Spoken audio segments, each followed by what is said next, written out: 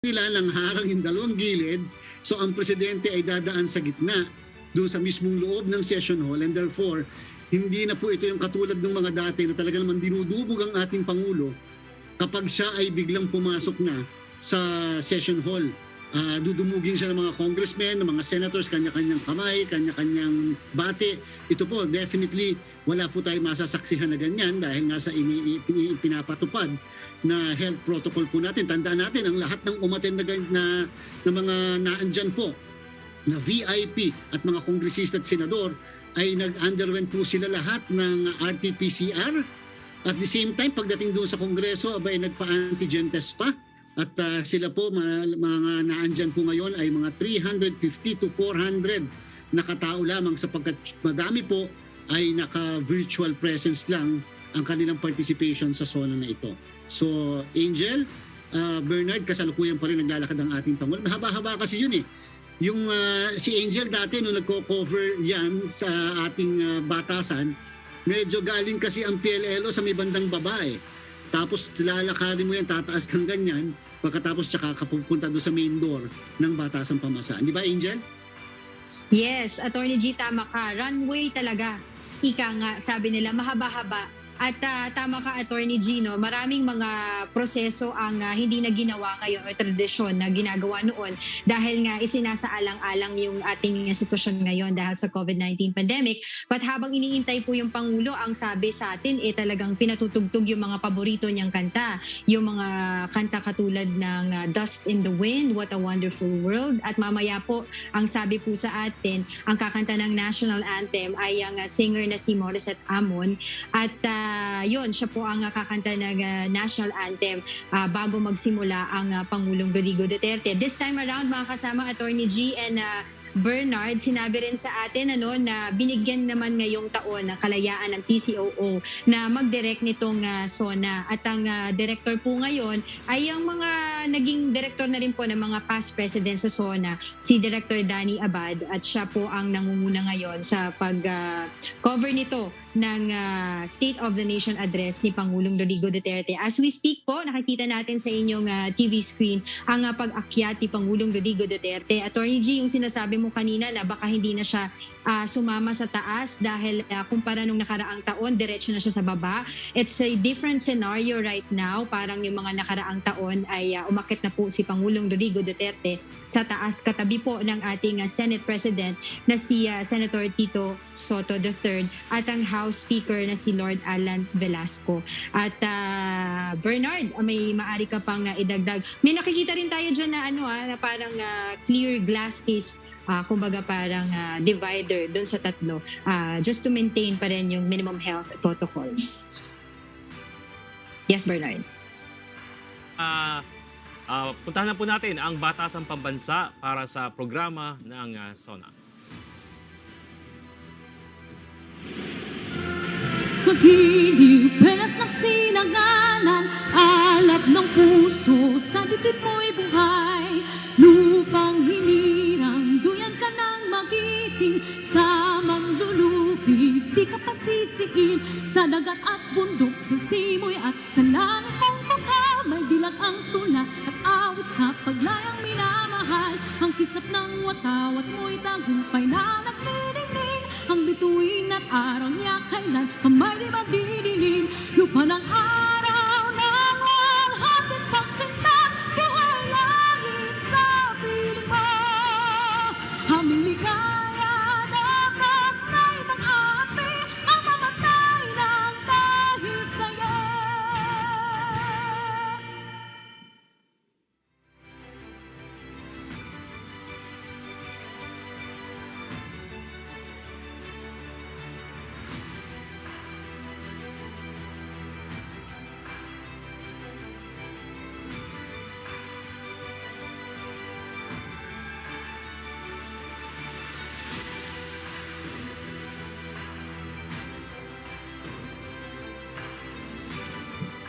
At kasalukuyan, Angel, Bernard, ay Morissette nagkakaroon ng- Amon, napakaganda ng pagkakaawit niya ng Lupang Hinirang. Tama ba, Attorney Angela?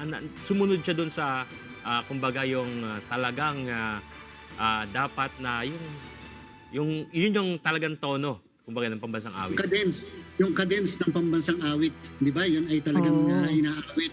Pinaawit siya na mabilis eh. Hindi yung mga kanya-kanyang rendition, hindi tulad ng pambansang yun, awit. di ba, Attorney G? Oo, kanya-kanyang pamamaraan ng pag-awit. Tayo hindi kasi. At yan ay, yung pag-awit mismo natin ay may batas ng pambansang awit, mga kasambahay, Angel at Bernard. Hindi pwedeng basta-basta. At may kumpas pa nga yan. Ba kung natatandaan nyo, nung tayo nag-aaral sa ating mga paaralan, ay may kumpas mismo, 4/4. Kung hindi tayo nagkakamali, ang kumpas ng pambansang awit. No, diba? Oo, tama ka dyan, Attorney G. Oo, ngayon kasalukuyan po nangyayari yung community prayer dyan sa Batasan Pambansa bago simulan ang State of the Nation address si Pangulong Rodrigo Duterte. Attorney G and Bernard, bago magsimula ang talumpati ni Pangulo, ay siya ay introduce, tama ba Attorney G, ni House Speaker Lord Alan J. Velasco. Yan. After nun, yun ay maririnig na natin yung magiging talumpati ni Pangulong Rodrigo Duterte. Attorney G and Brian Bernard pala rather, naalala ko lang na isa sa mga makikita natin or aabangan sana natin ngayon ay yung issue naman ng endo. Kasi Attorney G and Bernard, nung yan ang naging pangako niya nung una, 'di ba? So matatapos na yung kanyang termino. Na isa katuparan ba ito or meron bang plano? Kasi binuhay po ulit ito ni Dole Secretary Silvestre Bella III at sinasabi niya hopefully daw ay maipasa ang batas na ito. Balikan natin mga kasambahay ang Batasang Pambansa sapagkat pinakilala na po ang ating Pangulo at kasalukuyan siya bumababa ngayon doon sa pinaka-pedestal, pinakataas nung batasan sa harapan at siya po ay pupunta na dyan sa rostrum niya. Nakikita nyo, Angel at Bernard, mga kasambahay, nakikita nyo po andyan ang presidential seal. Basta lagi nagsasalita ang Pangulo, SOP yan. Yan ay protocol na andyan lagi ang presidential seal. Lalo na ito ay napaka-formal na event po. At pakinggan na po natin mga kasambahay. Magsisimula na po ang State of the Nation Address, kahuli-huli ang SONA ni Pangulong Rodrigo Roa. SONA crowd that ever happened here. So many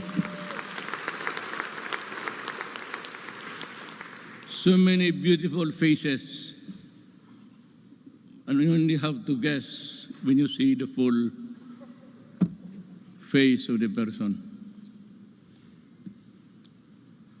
Senate President Vicente Soto III and the honorable members of the Senate, House Speaker Lord Alan J. Velasco, and the honorable members of the House of Representatives, Vice President Maria Leonor Robredo, former Presidents Fidel V. Ramos, Gloria Macapagal Arroyo, Joseph Ejercito Estrada, the Chief Justice Alexander Gismondo, and the Justices of the Supreme Court, Executive Secretary Salvador Medialdia, and the members of the Cabinet, Dean of the Diplomatic Corps, His Excellency Archbishop Charles John Brown, and the distinguished members of the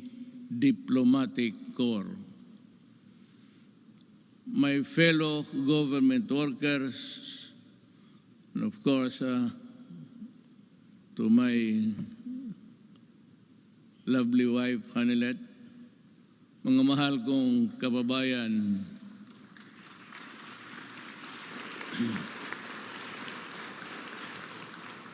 when I assumed the presidency 5 years ago, dominant in my mind were the dreams and visions of a better life for all Filipinos.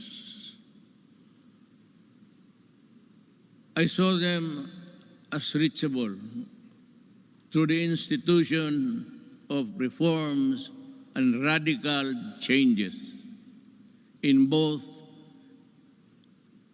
the structure of government and the mode of governance. Changes designed responsibility, accountability, and all in consonance with the truth that the public office is a public trust. When I ran for the presidency, I just made fundamental processes, and strangely, you can count them by the fingers of your hand. I made those changes which I thought that was really, there was time and doable. To offer free education, it's there already. The universal health care, nandiyan na po.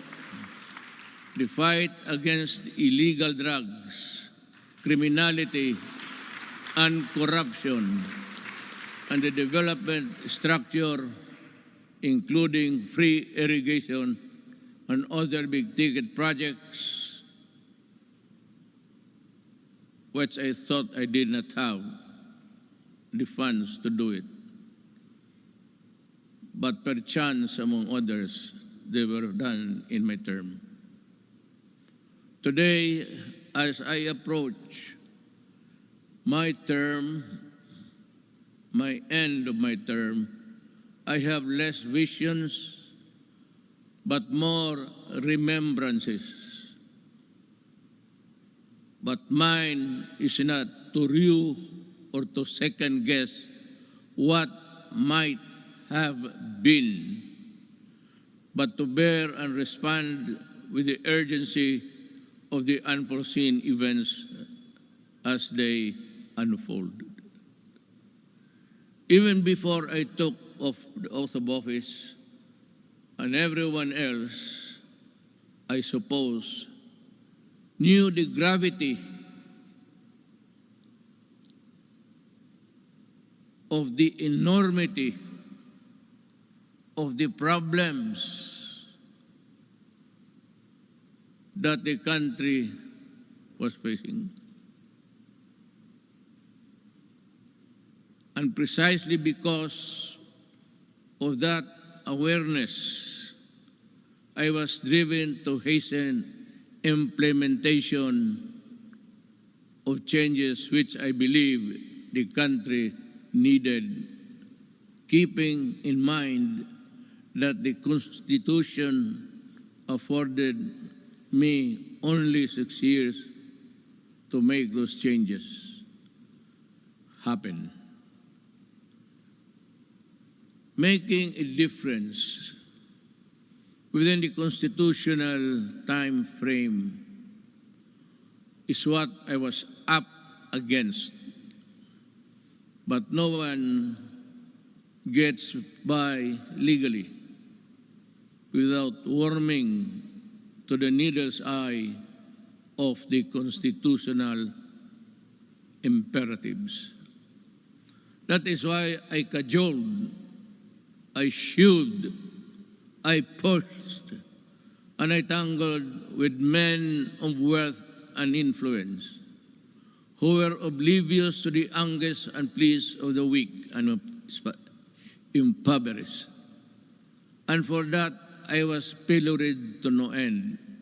But I did not succumb to the attacks, and neither did I allow criticisms, however intense, dampen my determination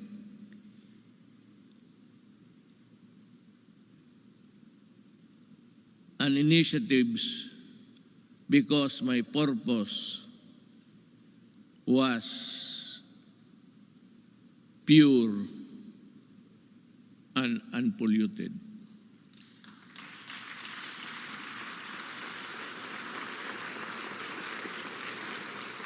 While we were busy instituting reforms, the twin augurs of illegal drugs and corruption laid low for a while, only to resurface as still with us and make No mistake about it, corruption is but another term of stealing people's money, dashing in its wake a nation's goals and aspirations.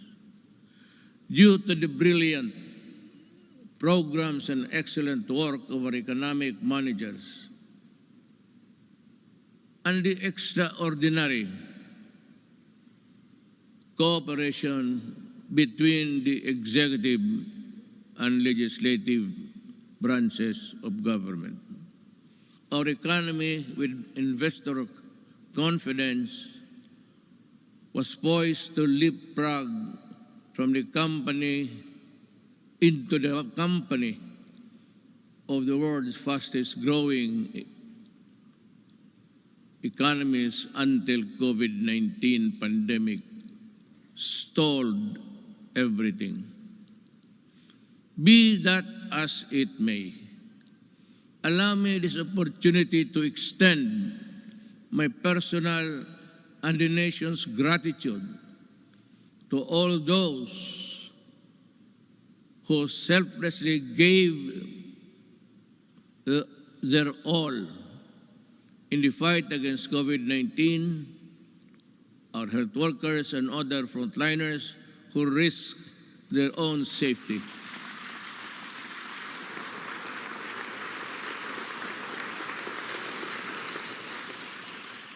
To keep our essential health services and our food supply chain running, boosting the economy, activity, and ensure peace and order in our communities.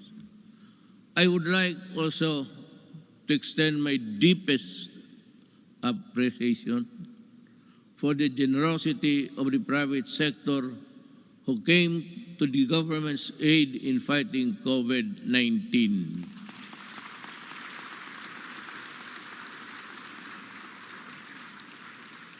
I am profoundly thankful for your sustained assistance to fellow Filipino.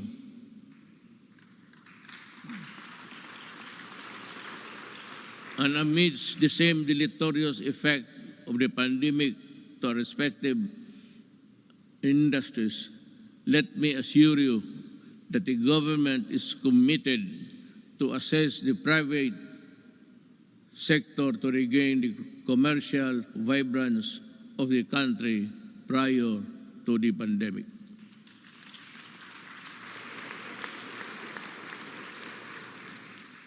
To our local executives, this pandemic pushed you to step up and deliver responsive assistance. I'm glad to have seen you undertake new and heightened responsibility, working doubly hard to protect your constituents. To the international development partners who extended a helping hand amidst the global health emergency, the Philippines remembers your kindness and goodwill with sincere gratitude.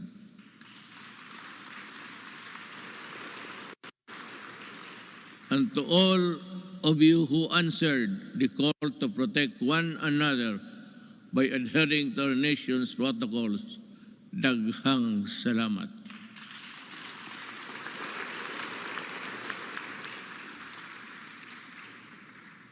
But then let me ask,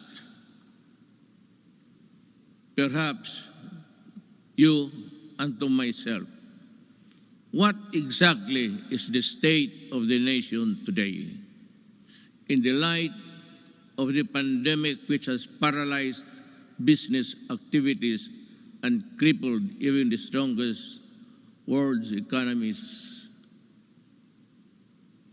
So, where do we go from here? Looking back to our accomplishments, in my first SONA, I laid down with utmost commitment and resolve the overall direction of my presidency. A comfortable life for all Filipinos anchored on a people-centered approach to development and governance. If I remember correctly,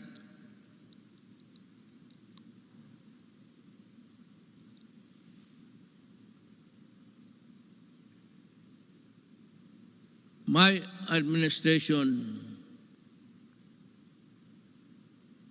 I said, will implement a human approach to development governance in our people's welfare in the areas of health, free education, adequate food and housing, environmental preservation, and respect for the culture. I bore no illusions that steering a nation towards a comfortable life for every Filipino would be easy. Indeed, the past 5 years have truly been challenging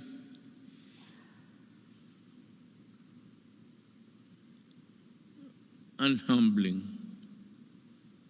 I stand here before you today bearing no conceit, but if there is one thing that I could be proud of, is that not once did I waver in doing the unpopular, even if it meant upholding the greatest good for the greatest number.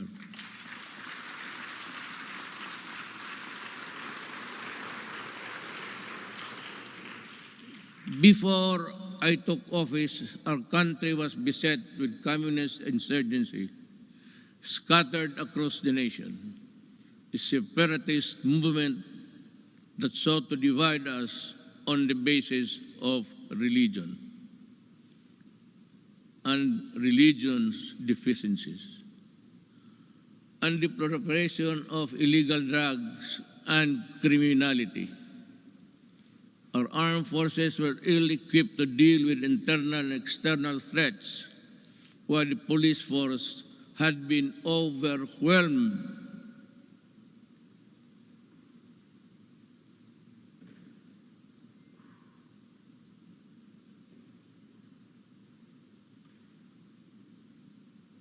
by criminality and the drug trade problem.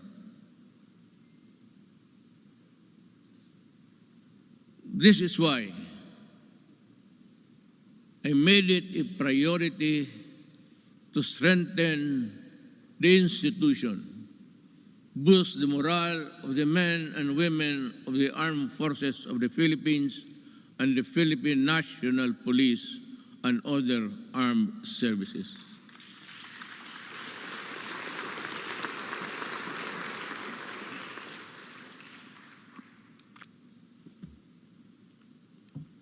Again,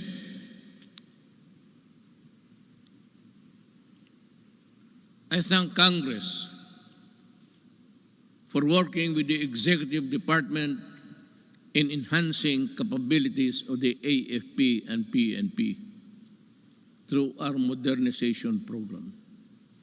In 2018, we raised the salaries of our military and uniformed policemen and personnel to a level commensurate to the critical role they play in upholding national security and maintaining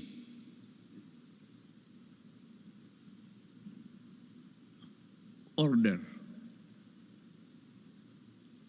I am asking Congress to pass a unified system of separation, retirement, and pension of military and uniformed personnel to maintain government fiscal flexibility and provide adequate benefits and remuneration to our men and women in uniform. This shall apply only to the new entrants of the military and services. Hindi ho lahat.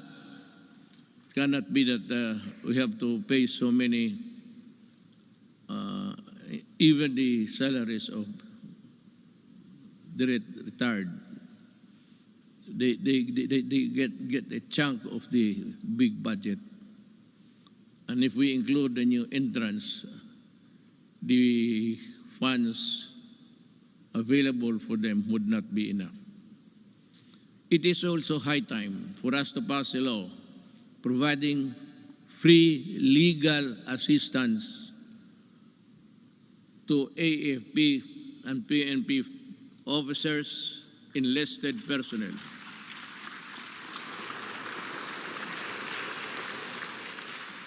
To help them from charges arising from incidents related to the performance of official duty. The continuous upgrading of our defense capability shall ensure that we shall uphold our territorial integrity and sovereignty from external and security threats. Among the new additions,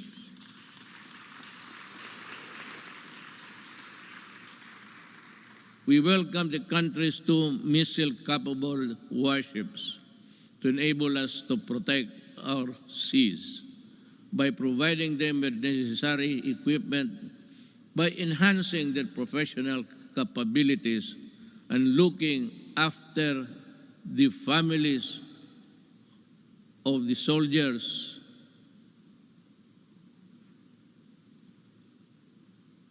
who would not be longer be in their company. We do not only strengthen our military and police institutions, we also inspire them to serve this nation with the highest degree of loyalty and patriotism. We enable them to carry out their mandate to defeat all enemies of the state, whatever the cost. Indeed, I am proud of the accomplishments of our troops in securing our nation against all threats to our democratic institution.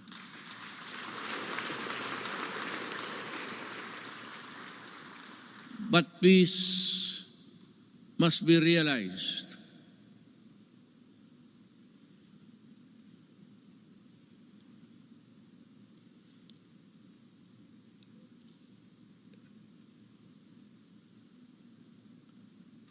Peace and security is not only just a military concern. That is why we deviated from the traditional purely military approach in dealing with matters of national security. With the creation of the National Task Force to End Communist Armed Conflict, or NTF-LCAC, we have made great strides in addressing the root causes of this conflict by empowering our kababayans who have been used by the communists for many decades. In our continuing effort to build state of safe and conflict-resilient barangays, we have worked towards the sustainable rehabilitation and development of communities where the communists used to operate. Through the NTF-LCAC, we invested in farm-to-market roads, school buildings, water and sanitation, health stations, and livelihood. Alam mo, kasali na tayo dito lahat. Always, every law or every regulation must pass Congress, of course, to the President.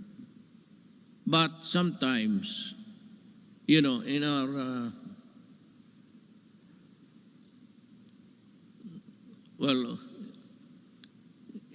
in the performance of our duties, we encounter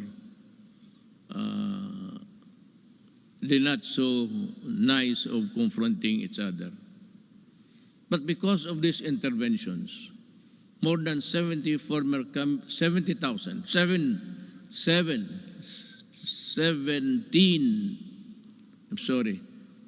communist rebels have surrendered to government.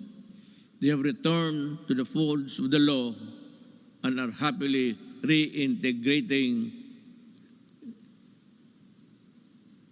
programs or the local eclipse.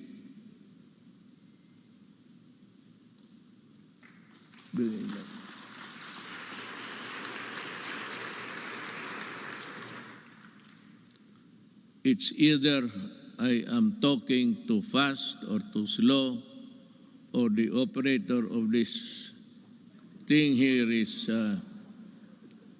drowsy.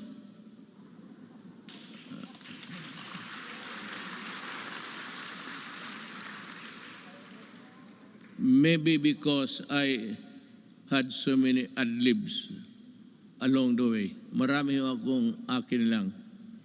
Kaya yung nahinto ako when I stop and I'm process something in the gray matter between my ears, hindi humahabol o hindi alam ng operator. Hindi bale, ma'am, mahal pa rin kita.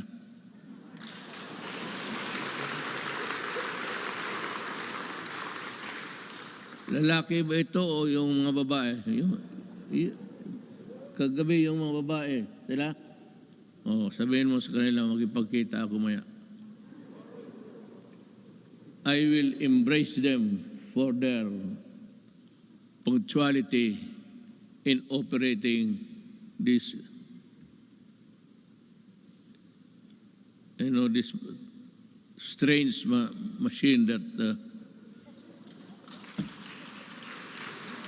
gives you the speech. With the support of our local government units, I am confident that support for the communist movement will continue to erode in the next few months. Unlike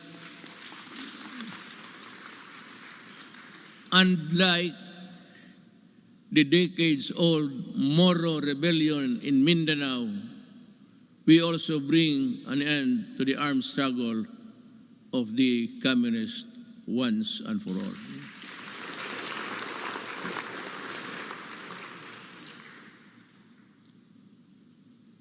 Sa totoo lang, itong komunista, college pa ako. Hanggang ngayon, ang mga sige pa rin. So,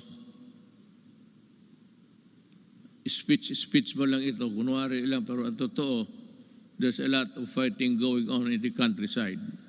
But I'd like to credit the police and the military for destroying so many communist fronts.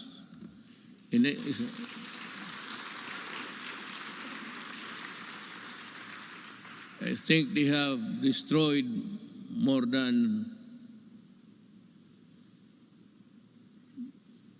15 apparatus or the fronts of the Communist Party of the Philippines. Alam mo, mag-istorya muna tayo sa taxation. I'd like to be frank with you. Everybody in this country are paying taxes to the communists. The Communist Party earns billions, but pass on a little to their fighting men who die for an ideology that is so rotten and corrupt. They themselves are pocketing the money, and their children are studying in Europe and in other places, which I think none of you here can finance such journey. Yan ang masakit dito. They collect taxes, support season in Netherlands, and they do nothing but bad-mouth government and mouth war dogmas and everything. Hindi na sila nagpagod. It's about 53 years in the making. And until today, the poor people are dying.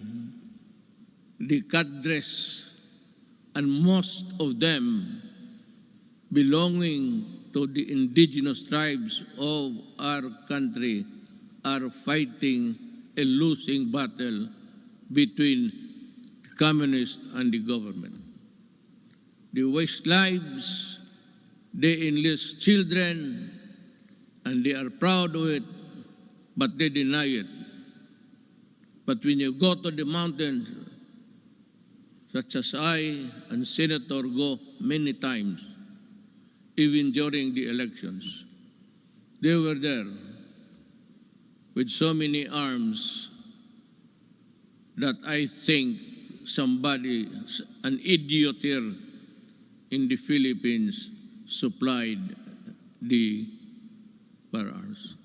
I'd like to ask Congress, especially Senator Bato, kindly dig on, because we have identified the person who imported the AK-47 into this country on the pretext of using it in the security, providing security and guards in business establishments and for those who can afford their home. This policeman, I think, is still there. He was a colonel, and she is still, walang nangyari. At maraming sundalong namatay dahil sa mga armas na pinasok nila dito sa Pilipinas. So that my orders to you, if you see them walking around, kindly shoot them dead. I will be happy. Anyway, you're already charged in the ICC together with me. So what is the problem of adding another one? Another idiot Filipino who has caused great damage to our country. Yan ho ang totoo dyan. At itong mga pulis, but let me go back in time. When I first said I will fight drugs in 6 months, I thought it was like in Davao. You can either coerce, intimidate, or bribe them, or give them money. I said, lumabas kayo ng Davao, doon kayo magkalat sa Luzon at sa ibang lugar. Huwag dito sa Davao. Naniniwala naman ang mga ulol at we were able to attain a sense of normalcy in the city. Yun ho ang totoo. There are people charged with corruption and even going to prison for just maybe not telling the truth in their assets and liabilities. Nakukulong. Itong mga police were doing their thing, their drugs. They were the manufacturers and they were the distributor of drugs. When I became president, I asked De La Rosa, he was the chief of police of my city. I promoted him direct to being PNP chief. 4-star na kaagad automatic. But I told him and the others, look for the enemies. Look for where they are.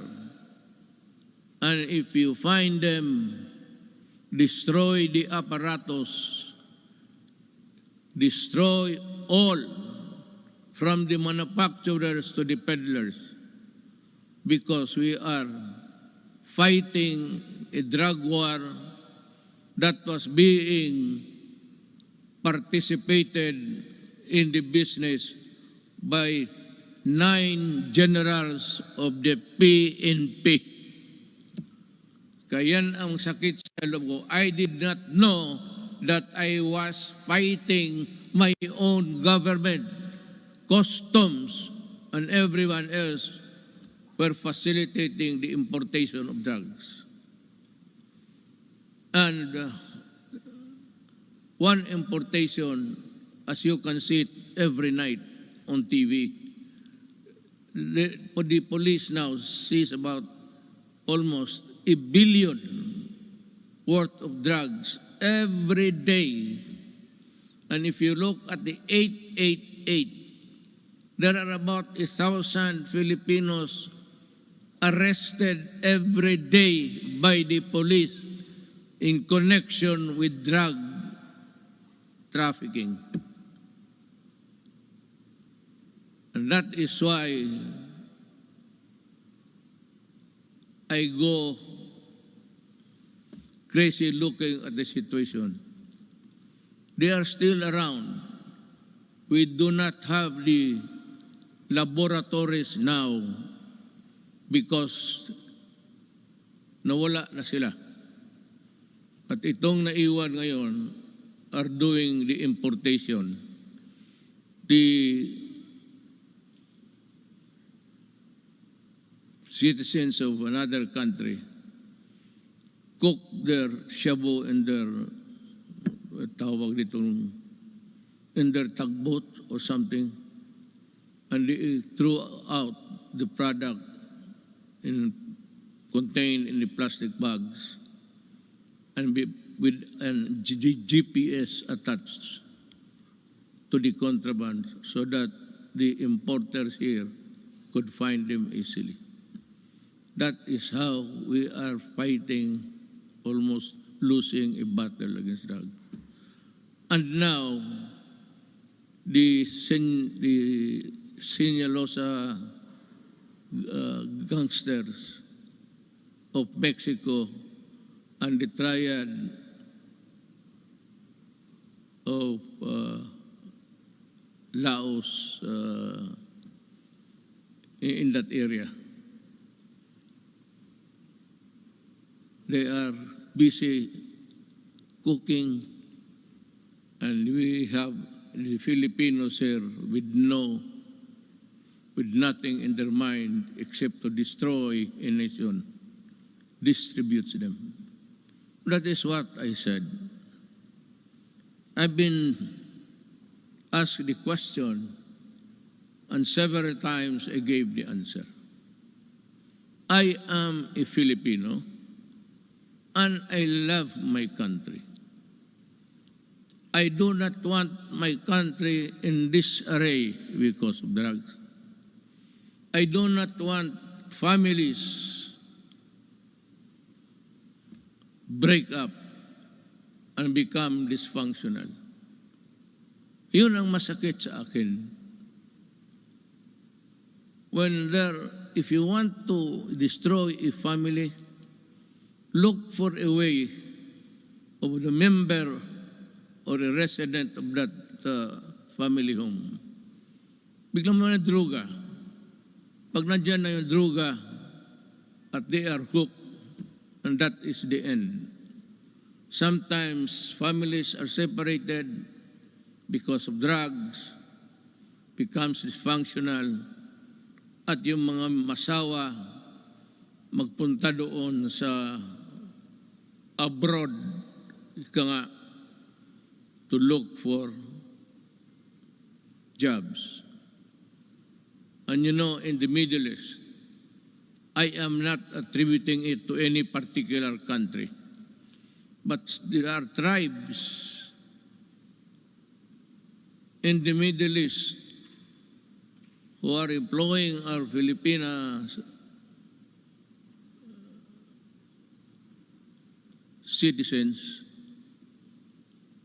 and they are uniform. Everybody who comes here home asks them how many hours of sleep they have. They said it's only 3 to 4 hours. And the food is hogwash. And the sacrifice because they send money to the families back home. And thinking all the time that the money was spent usefully, only to realize when she comes home that that family has already dispersed to nowhere. Bakit yan?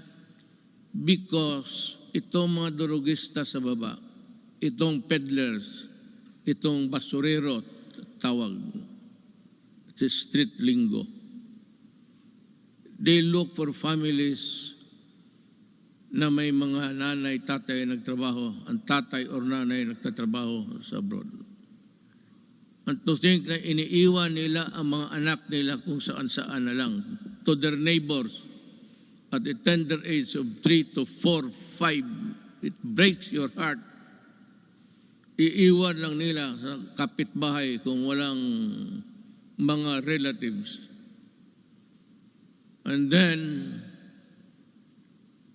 when they come back 5 years, 4 years after, they now realize that their young sons and daughters have gone into prostitution because of drugs. And their boys or the male are nowhere to be found and into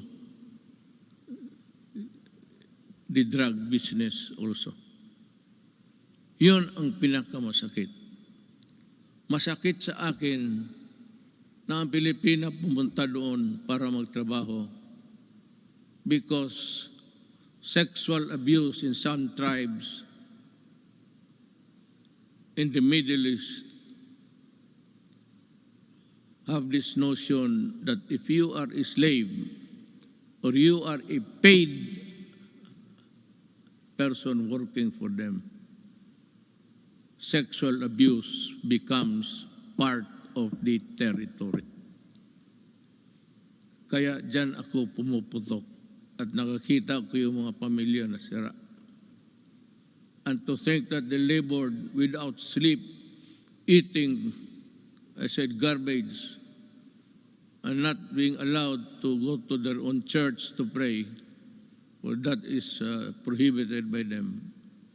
And we have been, just because of their money that they get, we just look the other way around, but still being, bothered every night and day. What will happen to the next succeeding group of. That is why I have in this speech, I talk about slavery. Pero yan, magprangka ako, I will never deny, and the ICC can record it. Those who destroy my country, I will kill you. And those who destroy the young people of our country, I will kill you. Talagang ngayariin kita because I love my country. You can do it the legal way, but it would take you months and years. And you know what? The statistics I just learned the other night, that plenty of those who are in the middle class have been released from prison despite the fact that they are charged of trafficking which is non-bailable, and most of them are out. Babae pati lalaki ang kaso. And that is why I said, I toyed with the idea. I said, if there is still a space, with due respect to the Senate President, he is a good man. He can become a good Vice President. He is holy. Ngayon, hindi na siya nahuhuli. Noon, huling-huli siya. But with due respect to Senator Soto, who's also running for the Vice Presidency, he is a capable man, a good man, and a Filipino.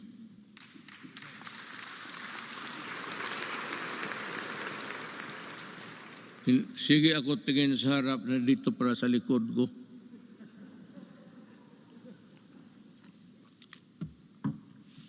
You know, when you are old, I've been in politics, mayor for 23 years, 5 years as a congressman dito. I work here. And 4 years working as vice mayor for my daughter, Sarah. And the presidency. I have been in politics almost 23 plus 4 plus 4. Almost 40. Kaya hindi ko na malaman ang seat arrangement dito. Hindi ko alam na noon pa ang mga Senate President pati. Butit na lang hindi ko sinali si Velasco. Baka hindi na ako makabalik doon maya. Dibale, diretso na ako uwi. I have said many times before, the bloodshed caused by the separatist movement in Mindanao is all about correcting the historical injustice suffered by the Moro people. Since the period of colonialization, with the help of Congress, we were able to pass the organic law for the Bangsamoro Autonomous Region in Muslim Mindanao.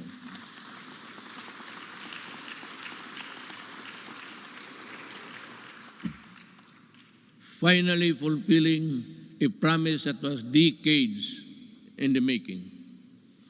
Our victory in Marawi is also a testament to how the Filipinos' patriotism is far stronger than any extremist group. As I have said before many times, there is no room for lawlessness in this country.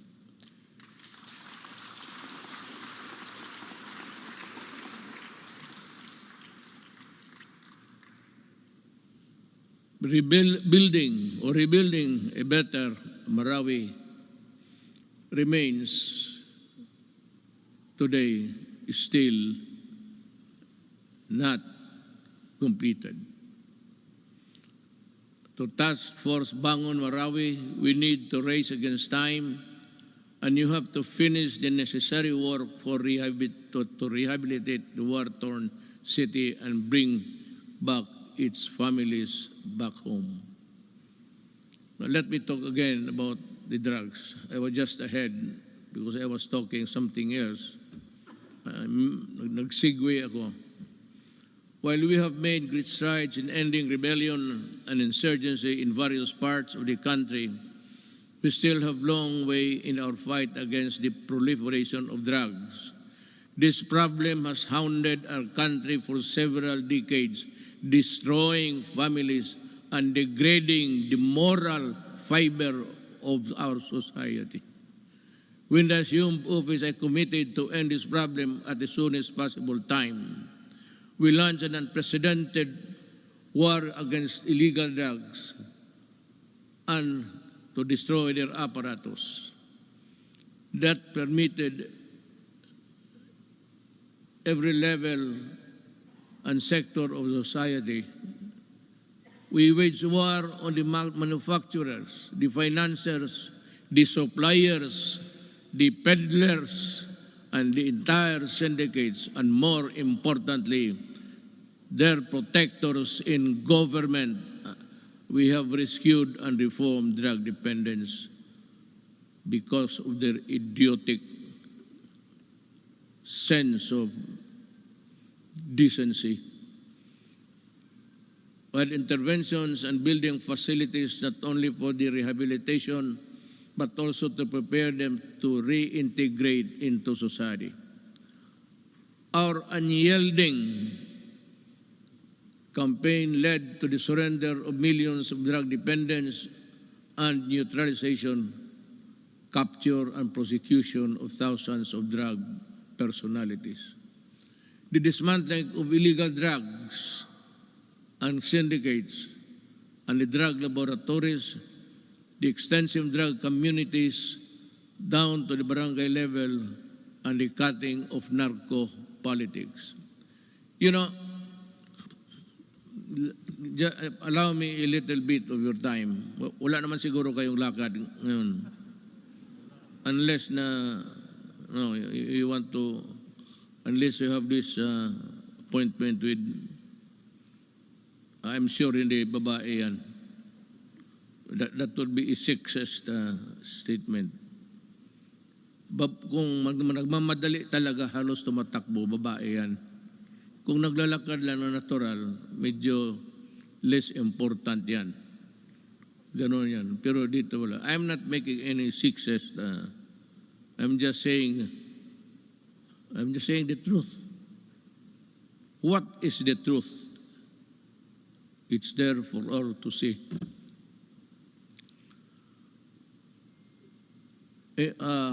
Let me talk about our quest for infrastructure development. 5 years ago, the first thing I made sure was to increase our infrastructure spending to an average of 5% of the country's GDP. This is significantly higher than infrastructure spending of each and past 4 administrations. Thanks to the comprehensive tax reform program that enabled us to fund critical infrastructure projects, today we can see the tangible results all around. MRT 3, with its frequent breakdowns and unloading of passengers mid-rail, was a horror. That was for the daily commuters to endure in the past. Now, MRT 3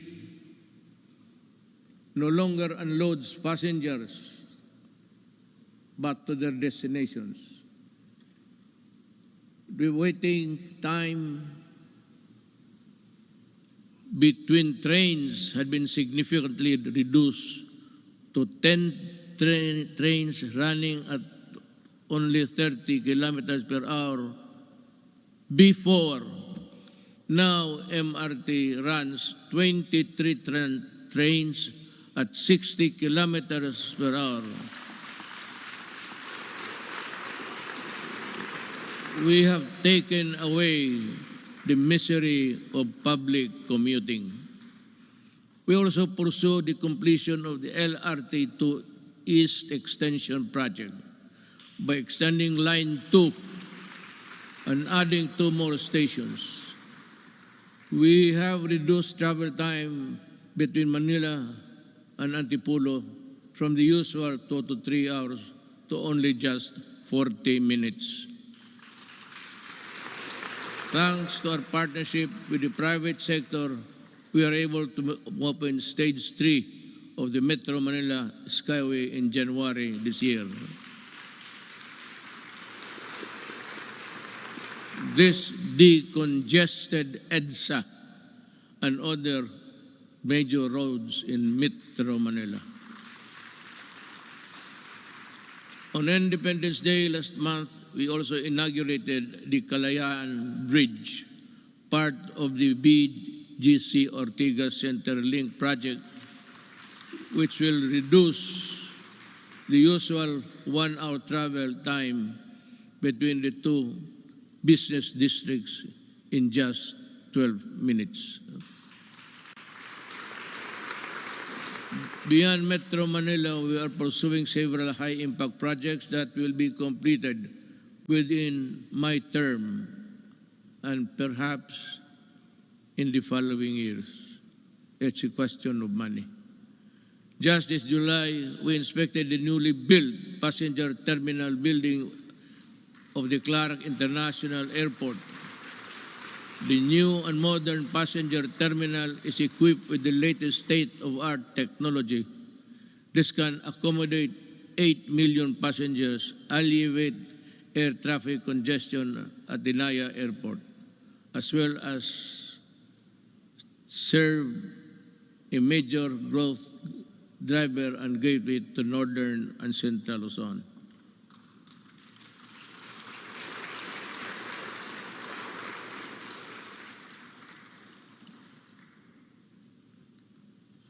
Madali man ang magpakpak, ang basa ang mahirap.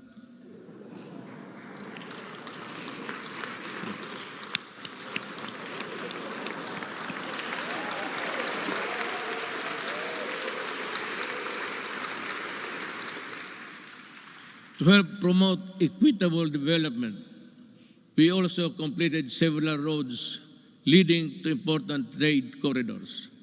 Last year, we completed the construction of the Poro Point Free Port Zone Road in La Union, which improved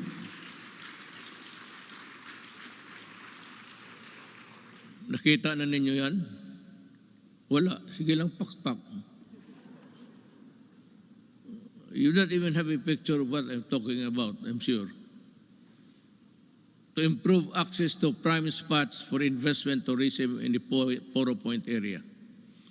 We also completed the junction Lanao-Pagadian Zamboanga City Road, which will provide easier access to farms and easily transport their agricultural products at low cost and in great quantities to industries and economic zones located in Diplahan, Zamboanga, Sibugay.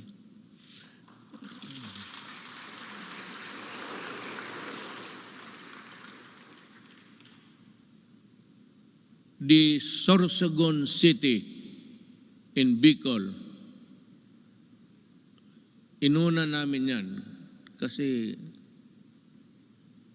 mahal ko ang mga Bicolano.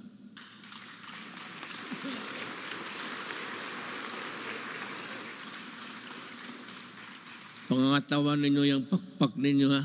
Baka the Sorsogon City Coastal Pass-by Road is targeted completion by the end of 2021, while the Davao City Coastal Road will be completed by 2023. Bakit?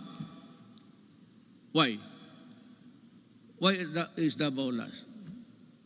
Kasi sinabi ko sa kanila, unahin ninyo yung buong Pilipinas. During the initial years of my presidency, I told the economic managers and the DPWH, pati si Art Tugade sa transportation, unahin ninyo ang Luzon at ibang areas sa Mindanao. Do not look into the political entrails of this city and other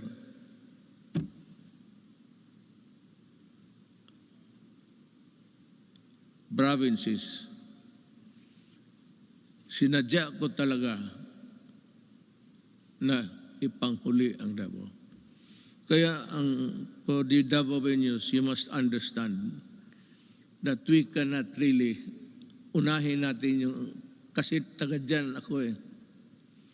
Kung hindi ako sigurado taga Davao, tapos na yan, pareho ng iba. Kaya lang sinabi ko, make Davao the last priority. At totoo yan. Sorsogon is a little politics, but that's the territory of our Vice President, Lene Robredo. Are you here, ma'am?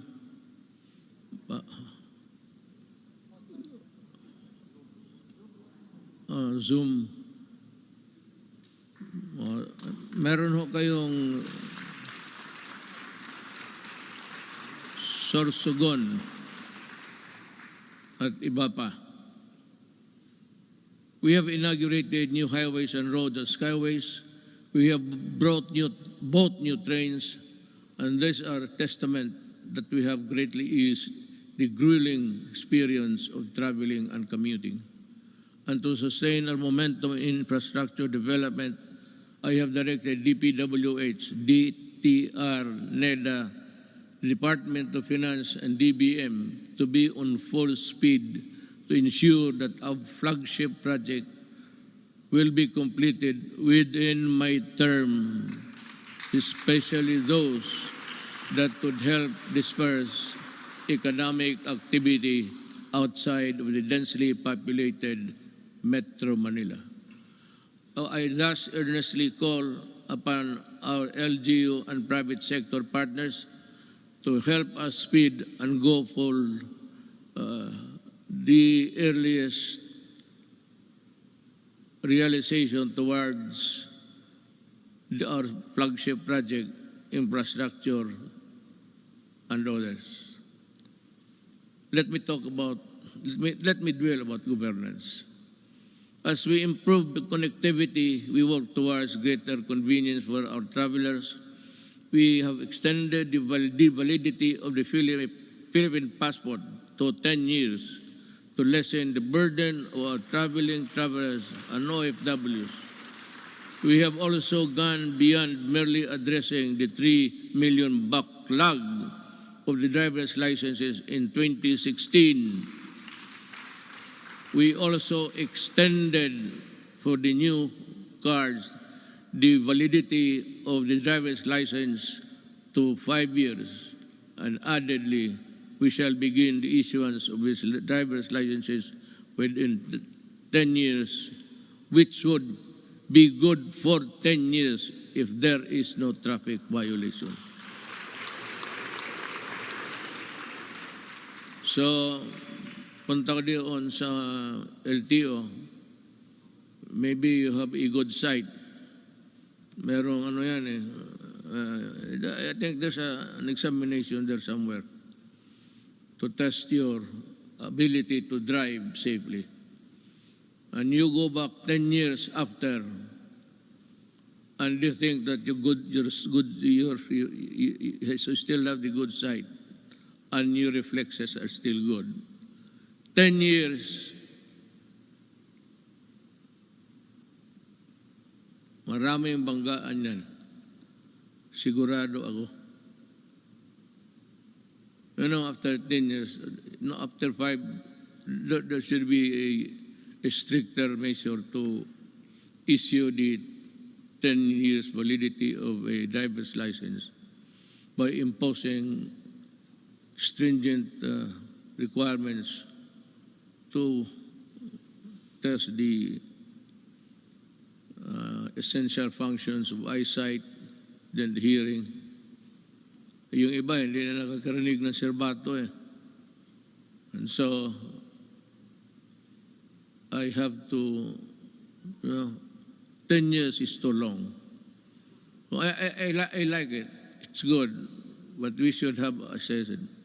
In 5 years, we should go there for a medical makeover. Tingnan lang kung kaya pa.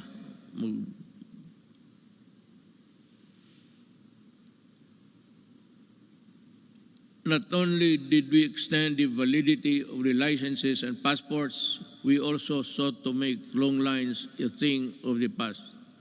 By streamlining government processes, these efforts are embodied in the Ease of Doing Business Act, which Congress passed on 2018. Thank you, Congress.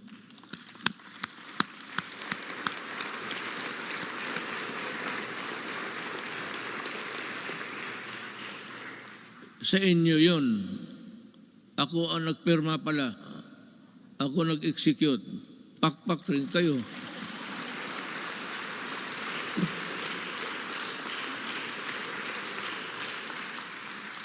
Dapat ganun ang SONA. Sabihin mo lahat. At sabihin mo na your, not really your qualms, but your misgivings somewhere there.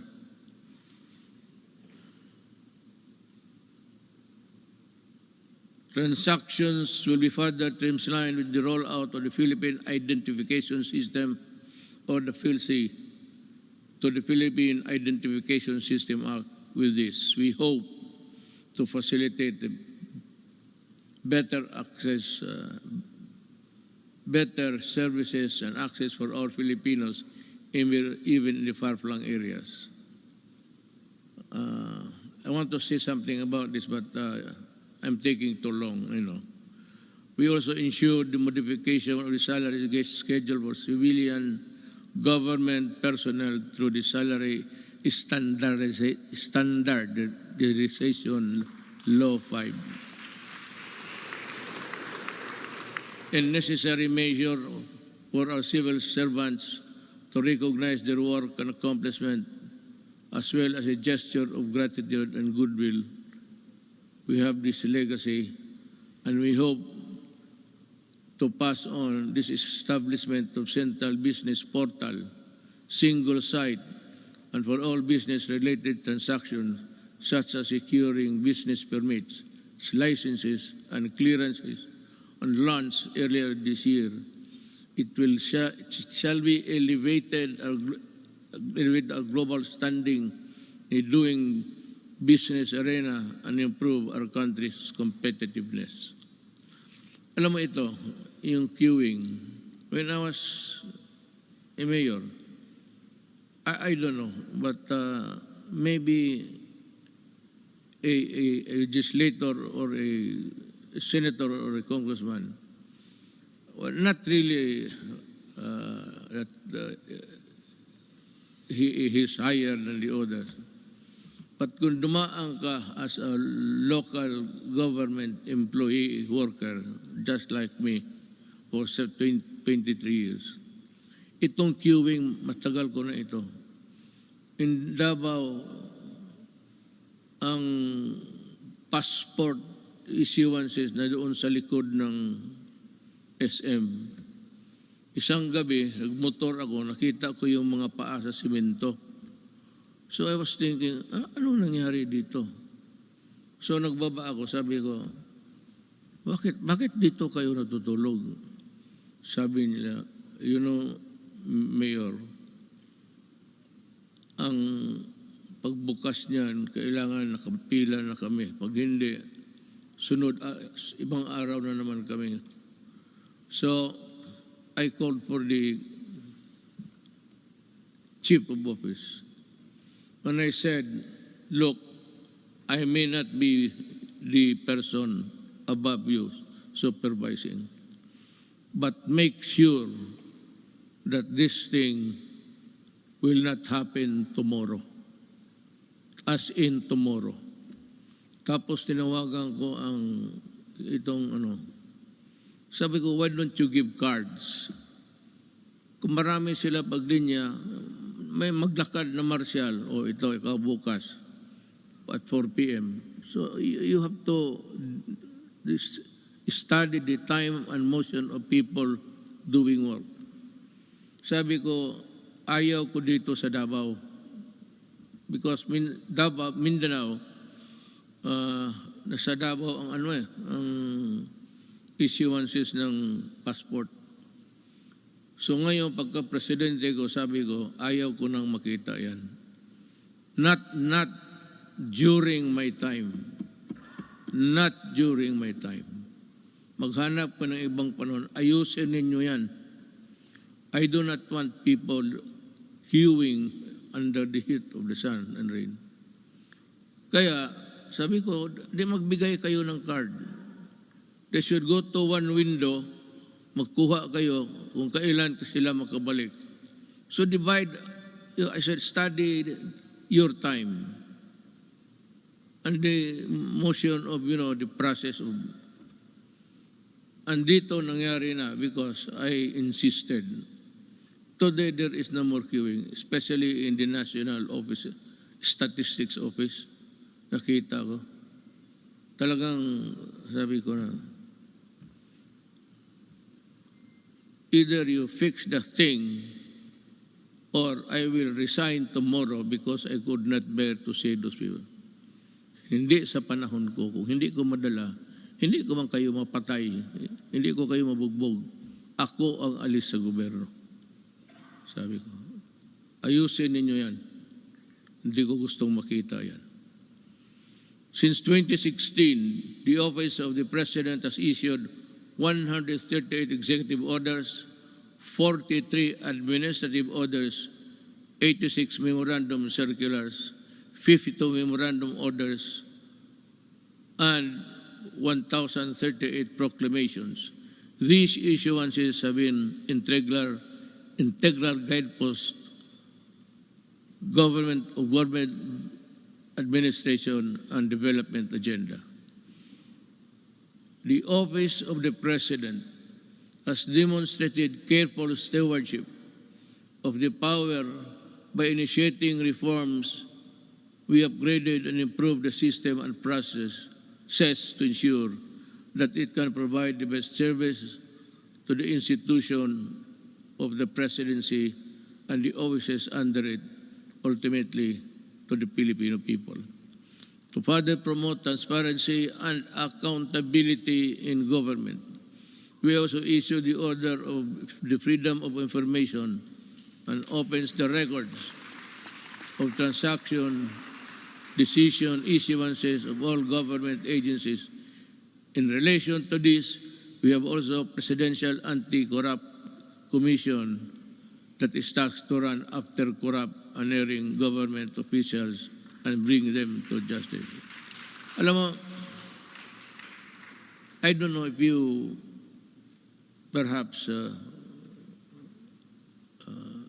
have come to know about this.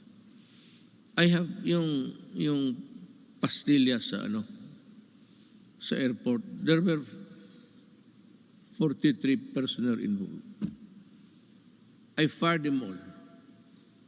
Talagang binaalis ko sa gobyerno. Nagbalot mga ako ng pera sa pastillas. Sabi ko magbalot ka, lagyan mo ng pera. Kaya ito ang ipakain ko sa kanila. Tinawag ko, 43 of them from the immigration. Mabutit na lang nandyan si Justice Secretary Guevara. So, that prevented me from doing it because kung hindi siya dumating, and I never expected him to be there, bigyan ko isa't isa yung papel at ipakain ko talaga yung pera sa kanila. Gusto mo ng pera, kainin mo. That is the best way of, then you fire them. Customs 73 plus 42, and every day you have we have dismissed about 200 government personnel. But some I did not allow the publication because may mga pamilya eh. So of late yung sabi nila na wag na lang kasi nasasaktan yung mga. So ngayon wala na. I have stopped it, but there is no saying that we cannot reimpose it again for all of these idiots. I still have about a year to go. I will reach you somehow. But corruption is endemic in government. You cannot stop corruption. Nobody can stop corruption unless you overturn government completely.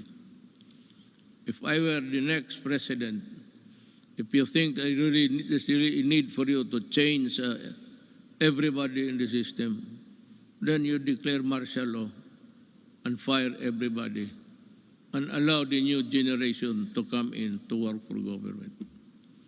Kung hindi mo ganunin, walang mangyari. Nandyan, it's in the system. Kagaya ng drugs. Sino ba naman maniwala na 9 generals sa police were into trafficking of drugs? And because they are policemen, the charges simply just, disappeared. Because the prosecution, the investigation which form part of the vital documents in court. Wala, nobody was investigating because they are also policemen. Kaya yan kahirap ang ano. Kaya gusto mo, itong mga to, talagang the only way to do it, just call them and say, look for another job. Don't.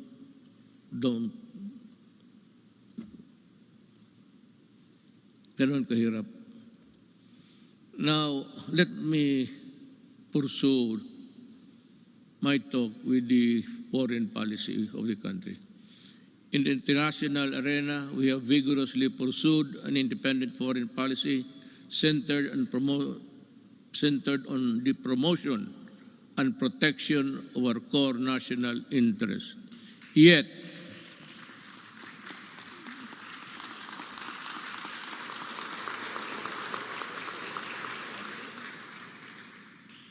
sigurado kayo sa pinapakan ninyo? I was just laying the predicate of what I'm going to say. Yet, we continue. I will just give the cue, then you clap your hands. Biro lang yan. Yet we continue to work with all nations and seek partnerships that work. Because despite differences, it is an independent world where interests and objectives intersect. Now, partners heretofore silent for equivocal reasons have expressed their principled positions that echo our own, that disputes and contested areas, the majesty of the law must prevail, and this is most welcome.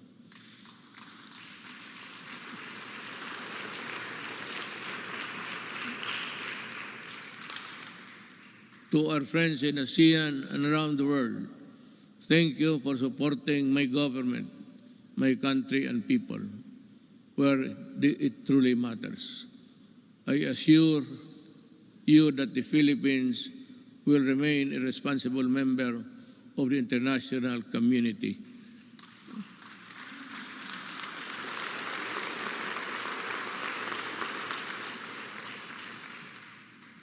And we will work with you to achieve our shared objectives. Make no mistake,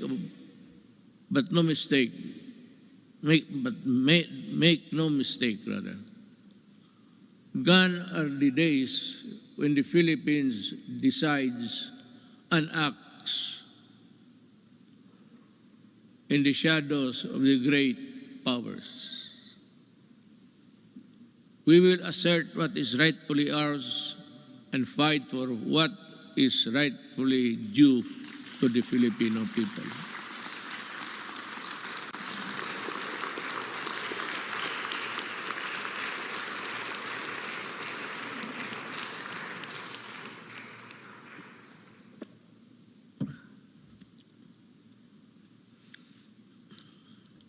We do not have any SONA every day. Now it's as good as any other time to just let it out from puso mo. This is why we sent back container vans of garbage, because our country is not a dump site.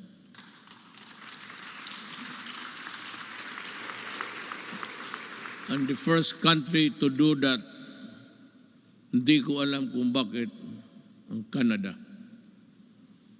And the container was there for 3 years because hindi alam ng port authorities kung anong gawain nila sa garbage.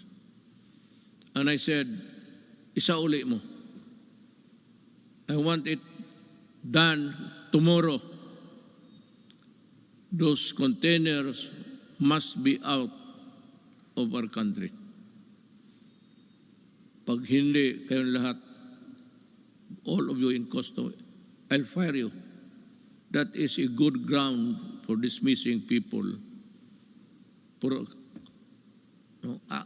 accepting the garbage. Kaya,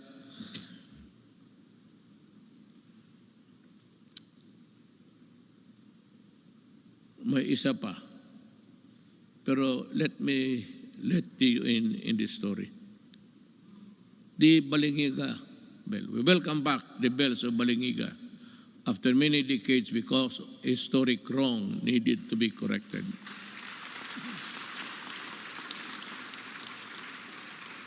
The deal was, I would say, I am in bad faith.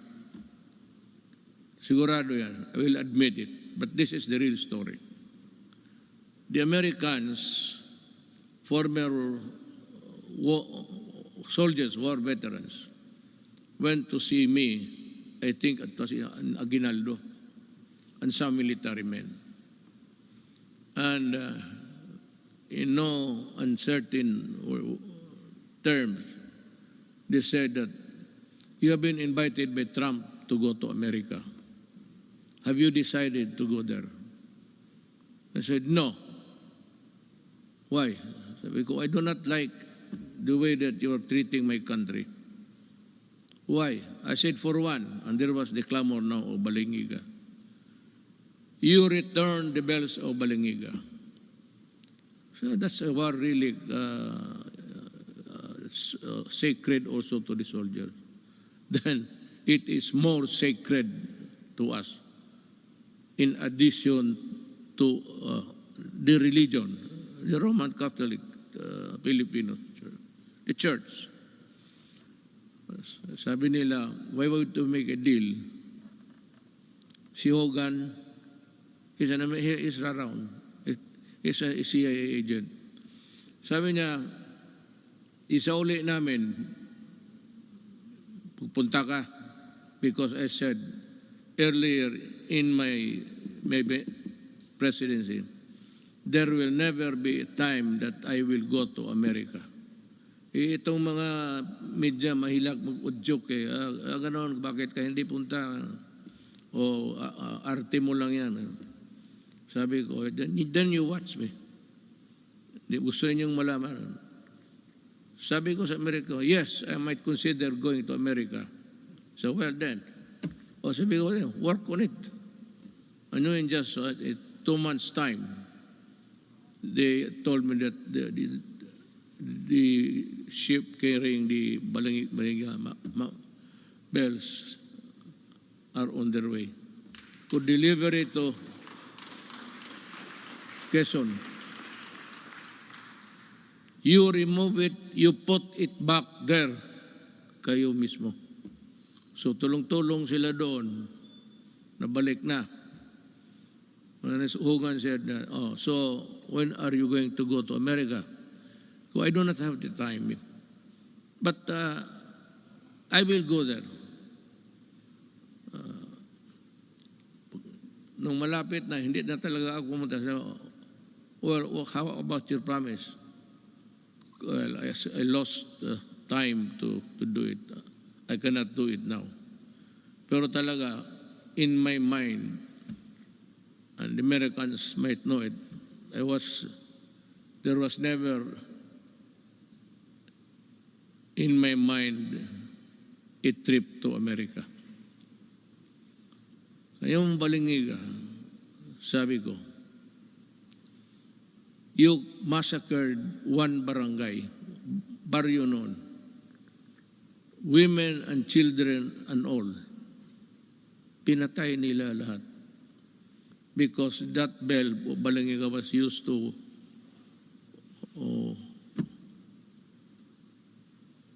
call the people for prayers, ganon. Sa simbahan yun eh. So yung ginawa nila,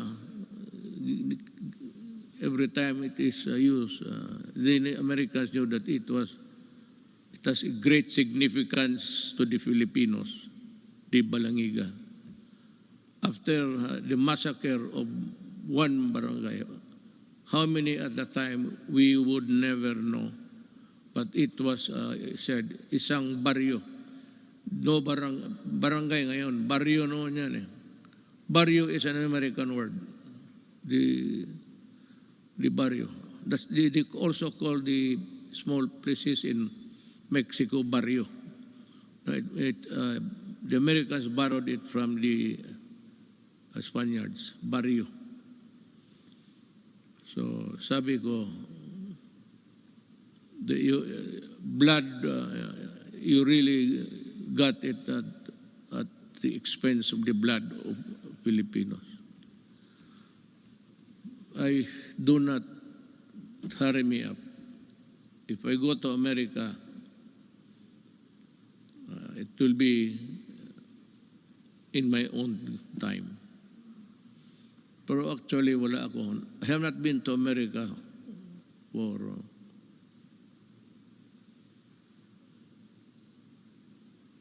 almost 10 years, 22 years. I have not visited America, and I do not have the intention of visiting it anymore. We called on the world to dismantle the heinous kafala system. Ito ring isa. Because the Filipino is no slave unto anyone, anywhere. And there is no room for modern-day slavery. We helped start a new global civil rights movement for the migrant worker.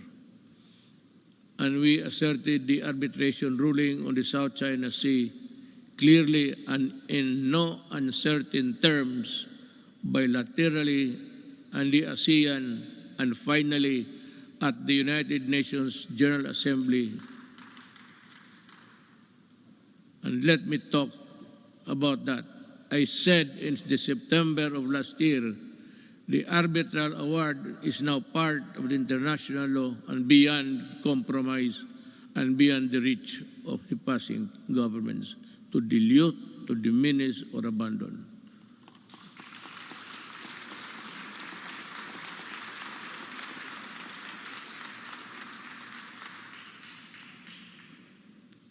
That is the problem.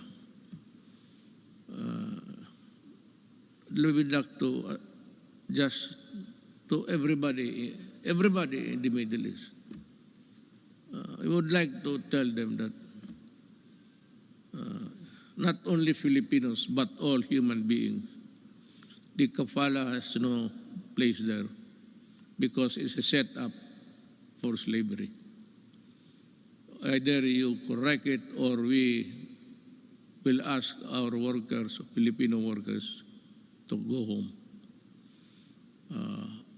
Sabi ko, bahala na. Kung mahirap lang kami dito, okay lang. We will try our very best to make up for what they have lost, what they will lose in the process. But we will never allow them to be slaves. But we need to do more with our partners.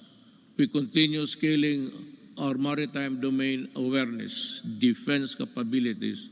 Yet, we will not close our doors on diplomacy and the tongue, because that is how disputes are settled and never by force. Let me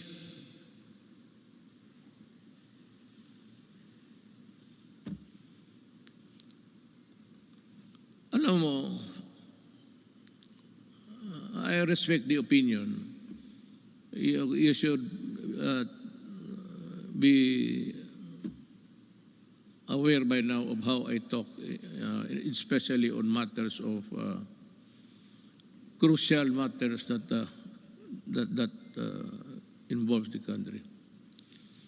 Ito bang arbitral ruling? I've said it I think in the later part of the speech. I said that what's your problem in the arbitral ruling? America and some Filipinos, brilliant Filipinos, I would say, keep on pushing for something which I really do not know. I have made a speech before the UN. Nakasumplang rin, nandito lang ako. Hindi ako pumunta doon. But in that speech, I laid down the bare, sabi ko, ng ating administrasyon. Ano pa ang gusto ninyo? What will I do with a document that is not bind China because they were never a part of that arbitration. There was really no arbitration at all because it was only the Philippine side was heard. Well and good. But ito ngayon, that there is the arbitral ruling, you know, I do not want to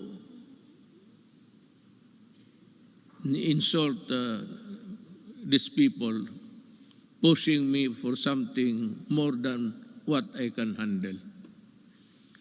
At anong gusto nila makipagira? Do something. What do something? Do you want war against China? Well, I'll tell you, even on the coast beach of Palawan, before you can take off, the missile of China would be there in about 5 or 10 minutes. It would be a massacre if I go and fight a war now. We are not yet a competent and able enemy of the other side. So what I did was I was just being nice to them. But for some people to say that I was helped by China in being president, these idiots, really. I will never do that. Hindi na bali ako, hindi ma-presidente, hindi talaga gagawin yan. To be, what? Receiving money from China to buy votes? They say that they help. Maybe in some Chinese communities, the gossip going around was that support Duterte. But the whole of the Chinese community in the Philippines went for me. Why? Kasi sa Davao nung mayor ako, ni minsan hindi ako tumatanggap baski Christmas gift. Dito marami dito sa Maynila, presidente ako ngayon. Maraming nagpadala ng baril, kung ano diyan, gobset. Sabi ko, isauli mo yan. Yung mga relo, itong aking relo, it's IWC. This is only 300,000. But the patik that has come with me, sinauli ko talaga, return it. O pag hindi, itapon mo sa Pasig sa harapan nila. Hindi ako tinulungan ng China. Nag-usap kami ng China civilly, but after election. And after election, I was a good friend of presidency. Until now, when the pandemic struck, the first country I called for help was China. President Xi, sabi ko, President, we have no vaccination program here because we do not have the vaccines. We have not been able to invent one. We might have a hard time. He said, no, it's okay, we'll send you. And he sent us, I donated about 1,500,000 of vaccines. Ganon, kaya sabi ko, ako, lalo na kami mga Bisaya, mabigat sa amin yan, for us Bisayans, yung utang na loob, mabigat talaga yan. Hindi mo mabayaran ng pero pag may utang na loob ako sa iyo, you can be sure that I will be your friend, a true friend, and die for you. Pero itong China mag-die, bakit ako magpakamatay dyan? Yung sundalo ko, ubusin ko? How can we fight China? Do we have the weapons? Do we have the everything? Now comes America. They say that if the attack is against the Philippines, they will defend. But they issued a statement that America does not meddle in conflicts involving the boundaries of other nations. And if America has to go to war, you would have to go to Congress to get, American Congress to get that authority to go to war. That is why many presidents, hindi na lang, it was just not an error, a mistake, a malicious mistake. No president has ever been punished for attacking nations, getting into a fight with nothing. And if they come here, well, ang problema kasi nandito na yung balingiga, sa uli na lang natin, uli. Maybe I'll just return and pag ito it's no big deal to hear to bells. Ring it until you die. Fulfilling my promise to our coconut farmers and the Filipino people, my administration has worked with Congress to pass the Coconut Farmers and Industry Trust Fund Act.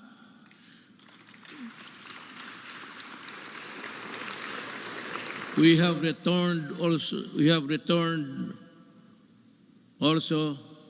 the cocoa levy funds to its true and rightful owners, our coconut farmers. The fund is now worth estimated to be 75 billion, which will be utilized according to the plans and programs in the Coconut Farmers and Industry Development Plan for the direct benefit of the coconut farmers and the development of the coconut industry. In our effort to ensure that food is within reach to every Filipino family, we work for the passage of the rice tariffication law in 2019, despite pushbacks. This resulted in the stabilization of rice supply and food prices and the proceeds from the tariffs that enabled us to provide our farmers with modern machineries that increase their yield and sustaining growth agricultural production. We also fulfilled our promise to improve free irrigation. That was the first promise I made in San Miguel, Bulacan when I was campaigning. The farmers invited me to go into the farms inside San Miguel, Bulacan. And we had a sort of a meeting, and the first thing that they were complaining about was the severity of the irrigation that they have to pay 5,000 every month, every year. So sabi ko, I will work on it. Free Irrigation Service Act of 2018 is a product that now lowers the cost of agricultural production, especially for poor farmers. We also work to ensure that households have adequate supply of clean water, potable and affordable water. It's more than a commodity. It is vital. It is a vital public good.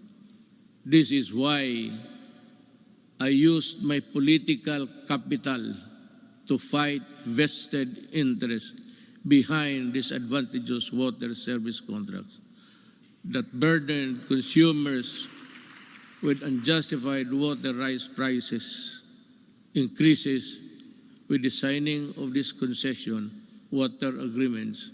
Concessioners consumers will be protected at least until 2037. Ganito yan eh. There is this concessionaire, dalawa. Ayoko na lang mag-ano. I will not mention names. Pero this is really what happened. Ang dalawang concessionaires, one in the south and the other one is north.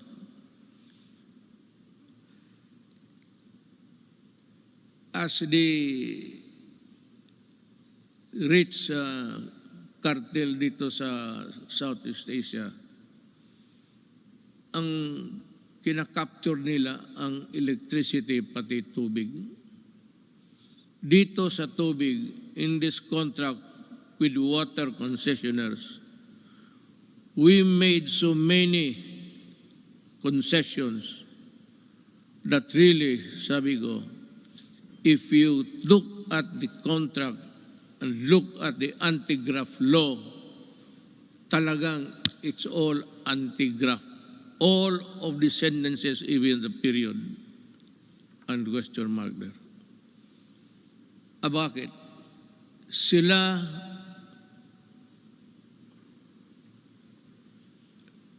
walang problema sa tax because the people, consumers, will pay the taxes for them. Sila kung malugi, sabi na,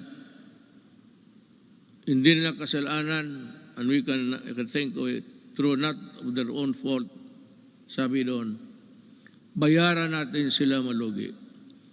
We pay for the tax corporation nila. At sila ang mag-decide kung i-increase nila o i-decrease nila ang water prices. The regulators, itong mga regulators sa Pilipinas, walang magawa and they acceded to the contract. It was really,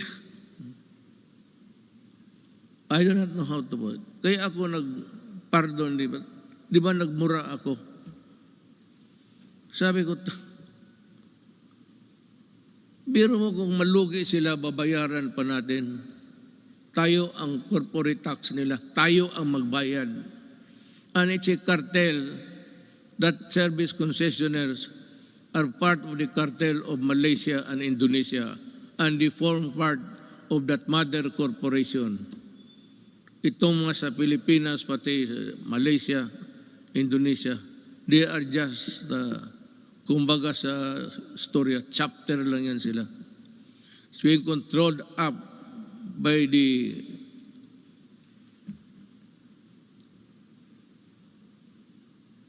kasabi ko, wala ito.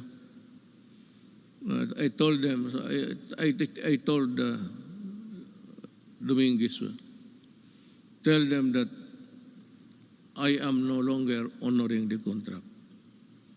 Meron pa doon, payment of itong tax,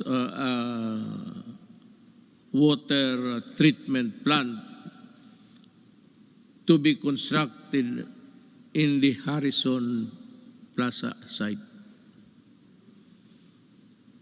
Yun ang pinirmahan natin. So, 1997 up to the present, or up to the month that I blew my top,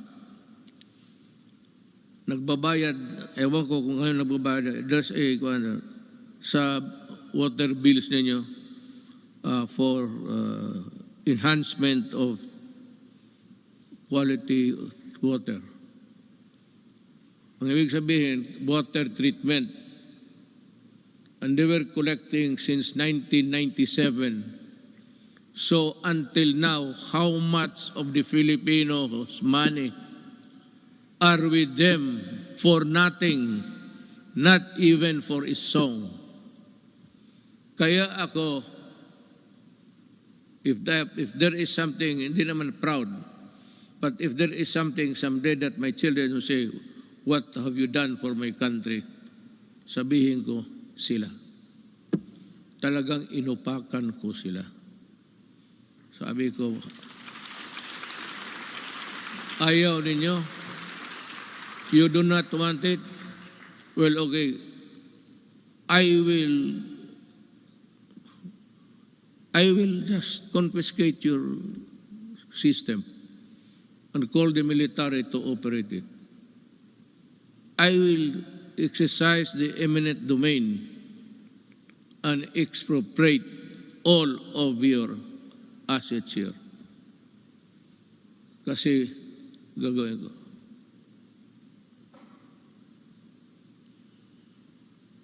Yun ang nangyari sa...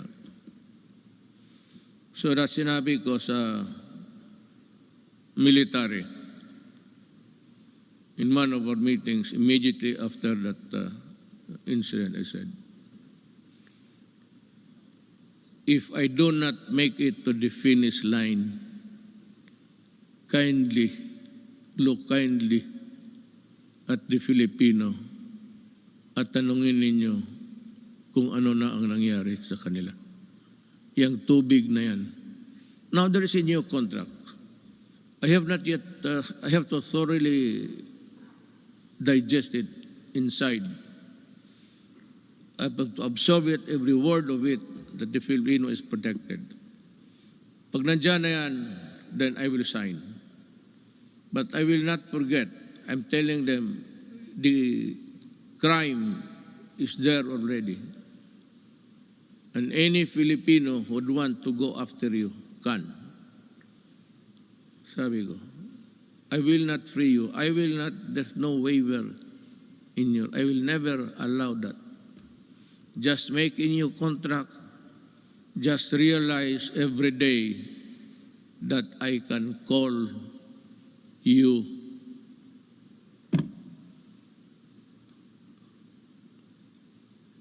itong frequency ng ABS-CBN. Yan ang pinaka-ideal kasi, you know, frequency is everywhere. But there is a spot, kung sa Gulf is a soft spot, na maganda yung... Wala akong problema sa ABS-CBN. They got my money. I'm not for that. They wanted to return it when the case blew up. But they printed all the garbage, including my daughter as a drug trafficker. Nilamon ko na lang lahat yun. Because I never wanted to appear vindictive. But itong they are cheating government by the billions in taxes. And they still want that frequency because yan ang pinapag-awayan. No. I will give it to a Filipino na gustong magawa ng tamang unpay. Because isa ABS-CBN, yung even their equipments were imported tax-free. Kaya talaga ako hindi magpapayag. They still owe government billions. In the contract dyan sa nakalagay doon 4 hectares. So ang binabayaran nila 4 hectares sa property tax. Suppose occupying 40 hectares. That complex there. Pero ginamit nila na papel, yung 4 hectares. Yun lang ang binabayaran nila. Kung hindi ba naman, kaya ko sila naway. Well, our micro, small, and medium enterprises, or MSMEs, constitute 99.6% of our country's businesses and are vital to economic activity, job creation, and poverty reduction. Iparamdam natin ang ating malasakit sa maliliit na negosyante sa pamamagitan ng Pondo sa Pagbago at Pag-asenso program since 2017. Meron na tayo nyo. We have the program. The program has provided over 219,000 underprivileged microeconomic entrepreneurs with an alternative to the exploitive lending 5.6. Yan ang nakaano sa... Do you know what? Maybe I have to go to, if need be, I have to go to India. Yung 5.6 nila ng Turko, tinatawag ng Turko, kung maghiram ka sa kanila ng 10,000, pahiramin kanyang, hindi pera 10,000, 7,000 lang. And the others, mga refrigerator or the things that you do not even need in the house, bilhin mo sa kanila, sala set, lahat na. That is part of the money. You do not want the furnitures, the refrigerators, they won't give you the... Kaya ang Pilipino na buktot, alam mo buktot, naging hunchback na lang sa trabaho, ganun pa man. Kaya ako, sabihin ko itong mga Turko, you better come up with a fair scheme. If you want to go into business, money lending, but not at that usury. Usury 1,000 times. Likewise, to further support development of our micro and small business, we initiated radical reforms in the tax system to ease the taxation burden and increase the net income of lower wage earners and small businesses. Thanks to Congress.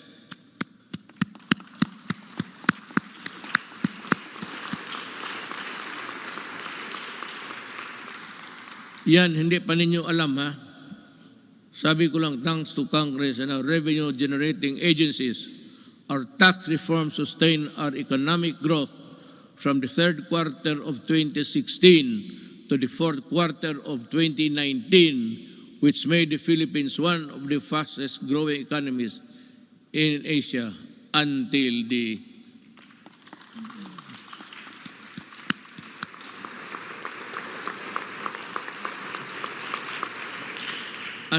the pandemic scores. Yan talaga ang, well, I don't know what's the plan of God. That is something which hit us right in the heart.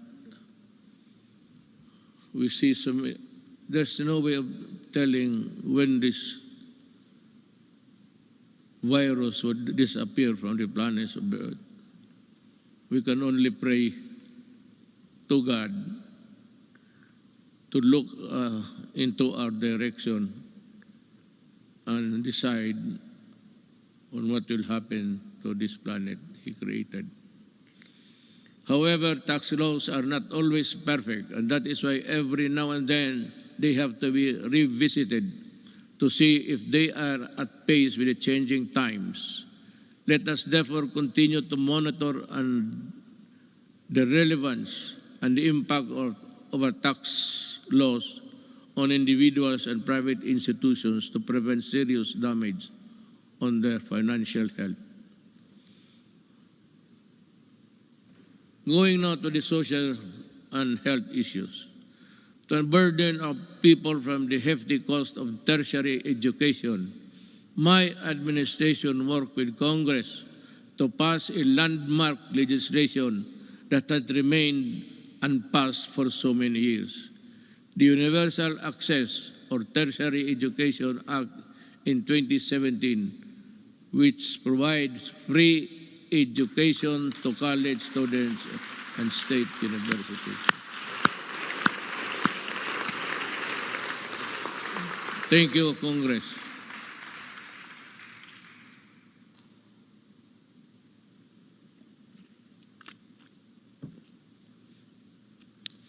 We also passed the Universal Health Care Act in 2019. And to supplement this, I also signed into law the Malasakit Centers Act in 2019.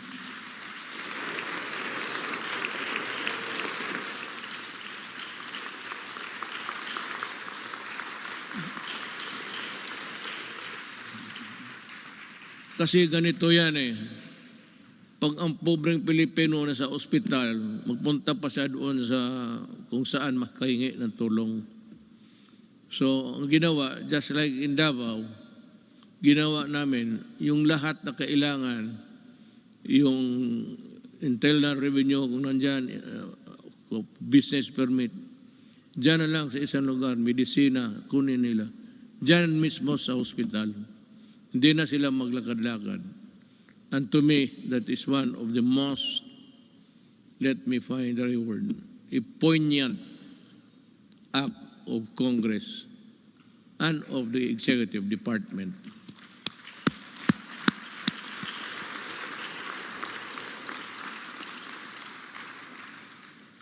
Legislation which was sponsored by Senator Bongo.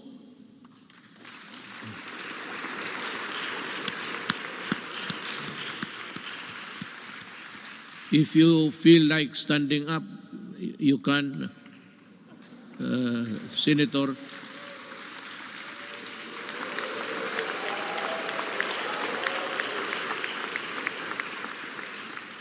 Masikat ka pa sa guest speaker.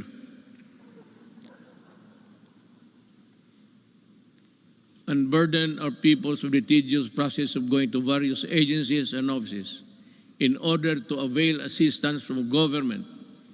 I am pleased to report that we have already established 130 malasakit centers across the country.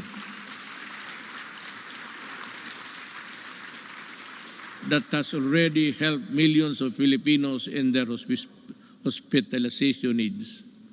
By establishing malasakit centers all over the country, we have actually leveled the playing field and provide our less fortunate countrymen the medical care they deserve. We will be establishing more, God willing, if we are still around. Sa pagtatag ng malasakit center, hindi po kailangan lumapit at humingi ng tulong sa iba't ibang ahensya ng gobyerno. Ang gobyerno na ang lumalapit sa tao.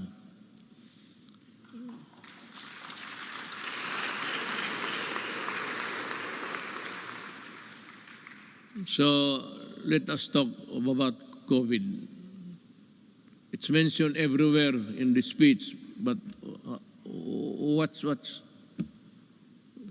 this goddamn virus is? I have to admit, back when I decided to answer your call and run for higher office, never did I imagine that my presidency would not only be judged by how I made good in my campaign promises in fighting illegal drugs, criminality, corruption, but how well I led our nation during the global pandemic. Hindi na ako makapronounce ng buti, baka mayroon na ako. May ambulansya ba dyan? Mukhang iba na ang, I cannot pronounce the words. I hope this is not a symptomatic.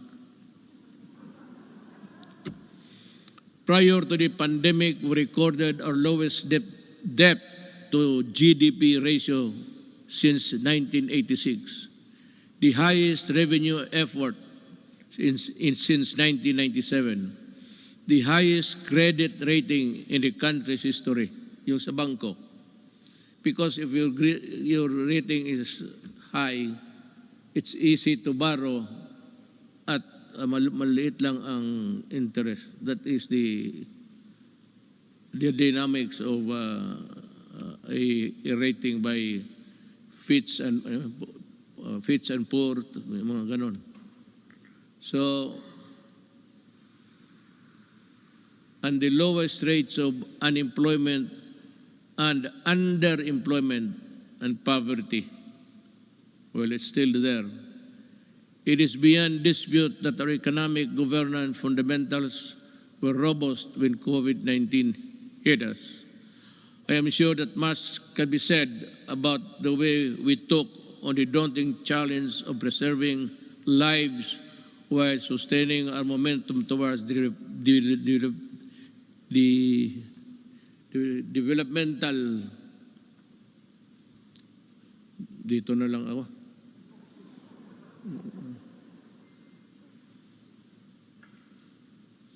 goals. Naturally, we prioritize saving lives. Buhay muna bago ang lahat. Ibig sabihin, inuna natin yung gastos, yung pera natin sa pandemic. Kinuha ng lahat ng mga budget. Si Dominguez yan. Yun ang ginamit ninyo sa Bayanihan 1 and 2. Doon natin kinuha yung pera. We move quickly to safeguard the well-being of every Filipino through preventive and responsive health and safety measures and broad inclusive social amelioration programs, or SAP. Thanks to the support of Congress, we launched the most extensive social protection program in our country's history with the Bayanihan passage of Bayanihan 1 and Bayanihan 2.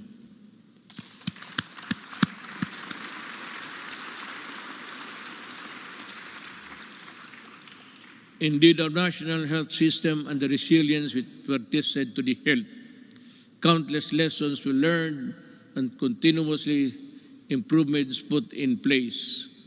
Kahit anong crisis ay kaya malampasan kung tunay na may malasakit at bayanihan. I agree. At the early stages of the pandemic, our testing capacity was very limited. Recognizing the importance of conducting more tests to ensure early detection and timely isolation of confirmed COVID-19 cases, we ramped up our testing capacity. We now have more than 260 accredited laboratories nationwide, which is still capable of conducting at least 50,000 tests daily. All regions now can conduct their own COVID-19 tests. To take care of mild and asymptomatic cases, we established over 9,000 temporary treatment and monitoring facilities across the country, with a total bed capacity of more than 140,000. Together with the local government and the private sector, we quickly established mega quarantine facilities that could accommodate more cases. Modular hospitals and quarantine facilities have also been established nationwide, especially in Metro Manila. For our severe COVID cases, our tireless health workers will continue to ensure that you are provided with the best care around the clock based on the latest development global best practices. Our health experts continue to actively participate in the search for safe and effective COVID-19 medicines. With the help of Congress, kita mo sa lahat, I never said, wala kang magiging ito developed caused the construction of a bridge that is nowhere to be found today. Ako sa inyo talaga, with the help of Congress, we passed 13 measures that establish the new and improved the capacity of existing hospitals around the country to provide quality care and services. Our people, especially amid the ongoing pandemic-19.